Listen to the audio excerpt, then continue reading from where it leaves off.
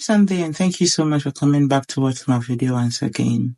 So today's the last Sunday of the month, and we're wrapping up the Ghana month recipes with this amazing street style Ghana Kelewele. It's super easy to make and absolutely delicious. So if this sounds like something you would love, then please sit back, relax, and then enjoy. Thank you.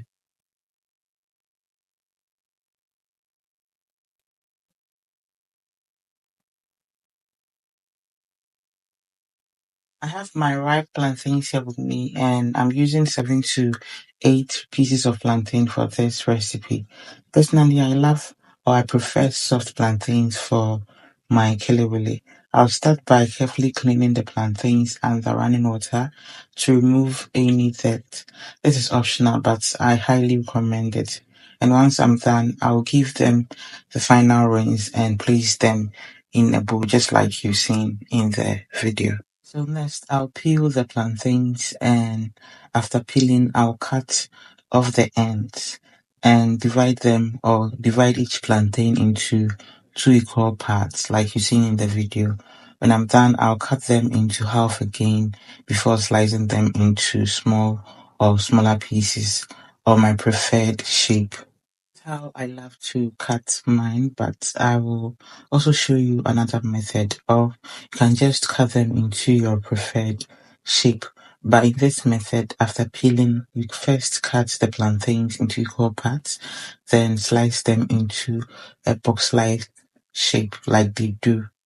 I hope I'm making sense, or what I'm saying is very clear. So once I'm done, I'll transfer everything into a bowl, and then I'll set it aside for the next stage.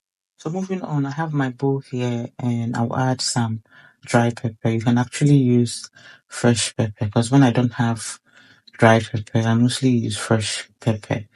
So when I'm done, I'll just add a bit of water and let it sit for a minute.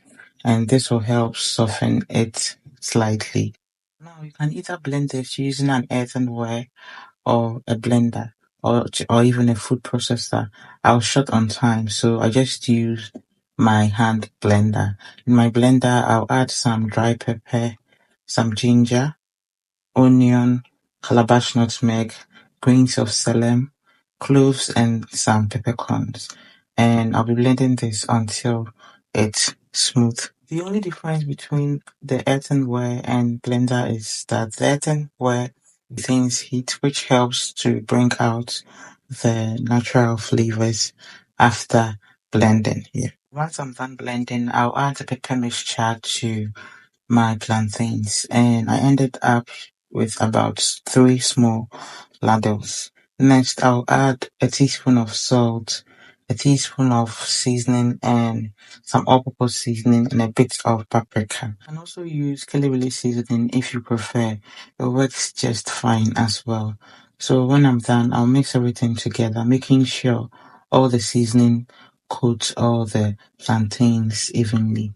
After mixing, I had my squad taste to see if they were happy with the spice level or like the pepper. And they insisted that I add a bit more, so I sprinkled some extra powdered pepper, but not too much. I'll then mix everything again and let it sit for about 2 to 3 hours. Food vendors who sell Kelewele usually let it rest for a while before frying it in the evening. Like they prep all the ingredients in the afternoon, and they fry it in the evening. I hope I'm clear. And this gives the pepper and spices enough time to soak into the plantain. Trust me, once you try this method, you'll never go back to frying it instantly again. So I covered the bowl with a cling film, and after about 2 hours, I took it out of the fridge, and this is how it looks after 2 hours. Now it's time to fry. So I'll start by preheating my pot or pan. Then I'll add some oil and let it heat up for about a minute or two before adding my kelewele. As soon as I dropped the kelewele in the oil, the smell was amazing. It filled the entire room. Na akọ baby a So unlike regular plantain, Kelewele is a bit trickier. It needs time and patience, and you shouldn't fry it on high heat. It should be cooked or fried on medium heat. And this is about 7 minutes after adding the Kelewele. You can see everything is going great.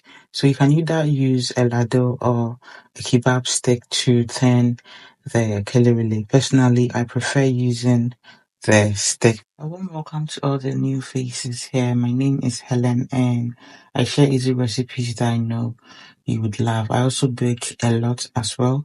So do stick with us and enjoy. And don't forget to follow us on all socials at Up Close with Abner. After 15 minutes of frying on medium heat, this is the outcome. And it's exactly how I love my kelewele. I will just remove it and set aside.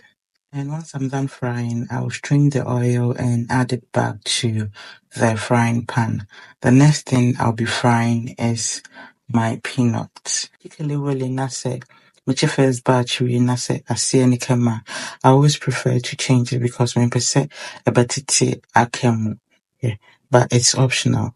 So I just added like a cup of peanuts to the oil and I'll be frying this for about 5 to 7 minutes. So just in case you're wondering, I added raw peanuts, no salt, no nothing. Like I said, we are going the street way, and with the street way, they just add raw peanuts without sauce or anything because the oil is already infused with pepper and natural spice, so you don't need it. The next thing to fry will be my kelewele, and that's the last batch of it. Since the oil is already hot, I'll fry this batch for a maximum of 10 minutes. And once I'm done, I'll just remove it and set it aside as well. So to serve, I'll add the kelewele to a plate. Feel free to add as much as you want and I'll top it off with some peanut, just like you've seen in the video. And voila, you've made yourself street style kelewele. I hope this video helped you a lot. Very easy to make and then follow.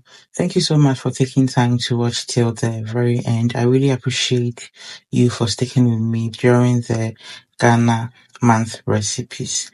And yes, we've got more exciting recipes coming this Easter. So just stay tuned. And also, happy birthday to me and have a blissful week. Bye.